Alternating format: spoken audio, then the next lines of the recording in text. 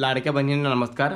सध्या आता लाडक्या बहिणीचा आणखी एक ट्रेंड आला, तो म्हणजे विनंती अर्ज. याला ट्रेंडच म्हणावं लागेल, की आपण आत्ताच पाठीमागे बघितलं, की आदिती तटकरे आहेत, ज्या महिला बाल विकास विभागाच्या मंत्री आहेत.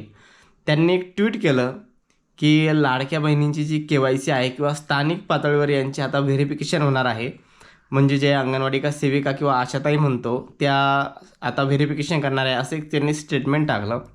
आणि हे स्टेटमेंट टाकण्याचं कारण म्हणजे काय, की जे आंदोलन झाले किंवा रस्ता रोको झाले किंवा मोर्चे काढले महिलांनी, त्यामुळं हा स्टेटमेंट टाकला. आणि हा स्टेटमेंट टाकला आणि 10-15 दिवस काहीच कोणी बोललं नाही. परत एक आंदोलन झालं, परत एक नोटिफिकेशन विनंती अर्ज निघालं. आता विनंती अर्ज असा आहे, की विनंती अर्ज भरून एकतर तुम्ही अंगणवाडी का सेविका किंवा आशाताई यांच्याकडे द्या किंवा जिल्ह्याच्या महिला बाल विकास विभाग किंवा तालुक्याच्या ठिकाणी द्या.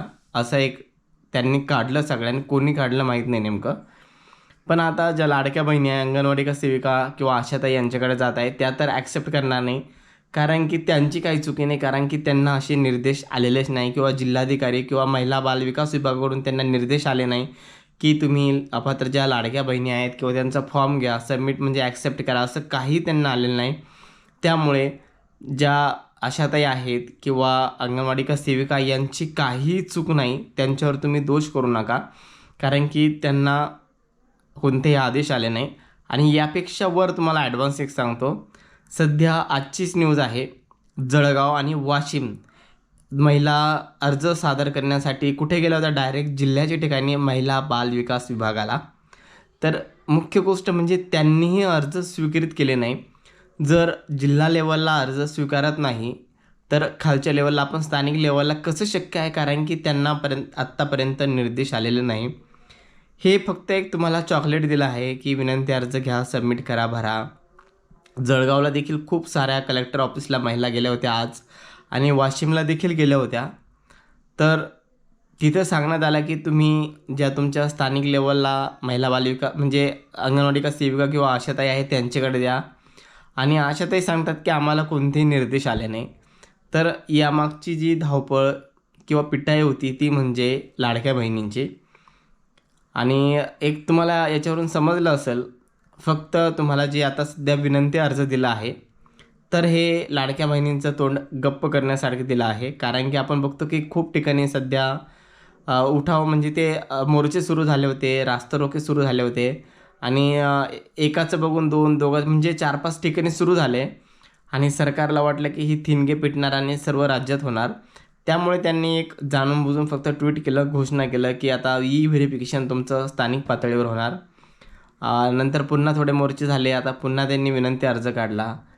तर सरकारला खरंच जर पैसे द्यायचे असेल, तर हे विनंती अर्ज करण्याची गरज का? त्यांना म्हणजे चुकी त्यांची, के-वाय-सी त्यांच्याकडून म्हणजे त्यांनी बंद केली. आणि विनंती अर्ज फक्त पुन्हा महिलांना द्यायला लावतं. म्हणजे तेच सांगतात, की विनंती अर्ज तयार करा आणि आम्हाला द्या. तर हा फक्त निव्वळ टाईमपास आहे महिलांचा. म्हणजे ते सगळं जाणून-बुजून करताय.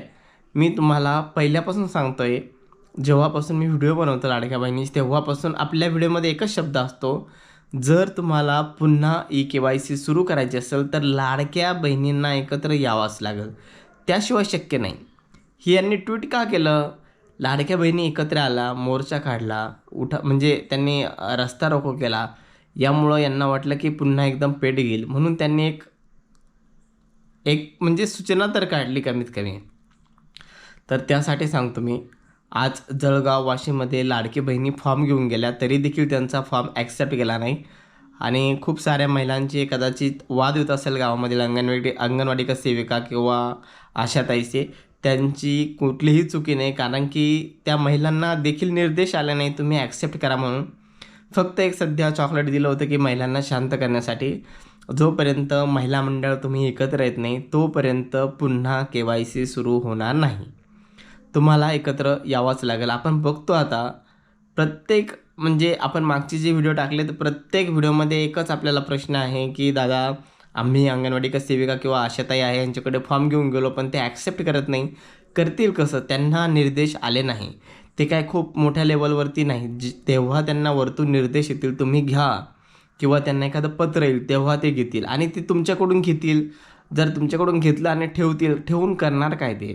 तुम्ही पुन्हा त्यांना जाब विचारणार, आम्ही तुम्हाला दिलं, तुम्ही काय केलं?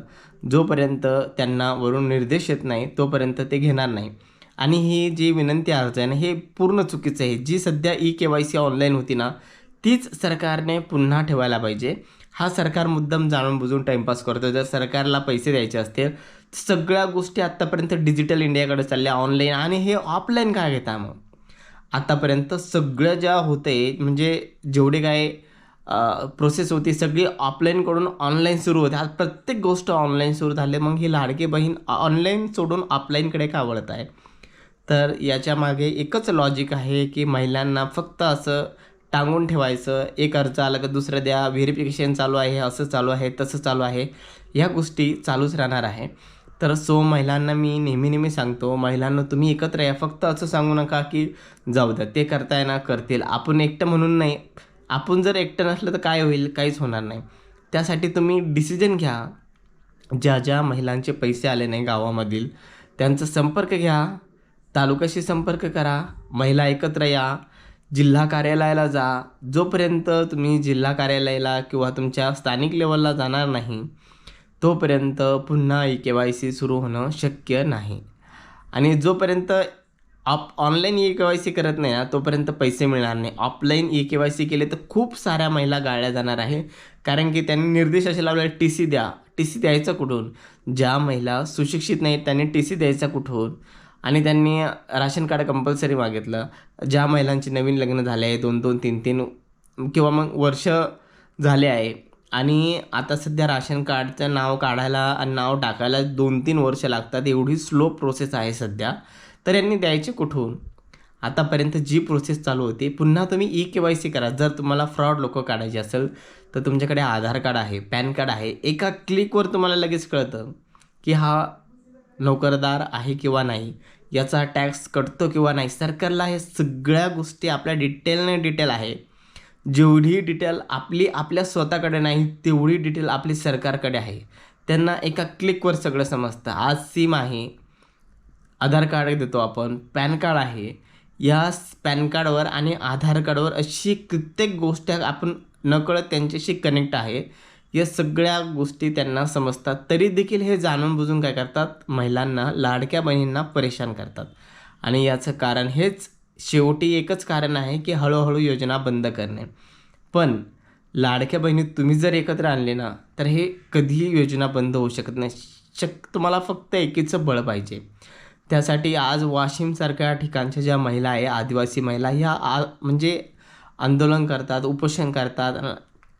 ज्या सुशिक्षित आहे किंवा ज्यांना व्यवस्थित बोलता येतं, जे काहीतरी करतात, त्या नुसत्या म्हणजे काय करतात, हे कधी होईल, ते सुरू कधी होईल, KYC कधी सुरू होईल, हे सांगून किंवा बसून जमत नसतं.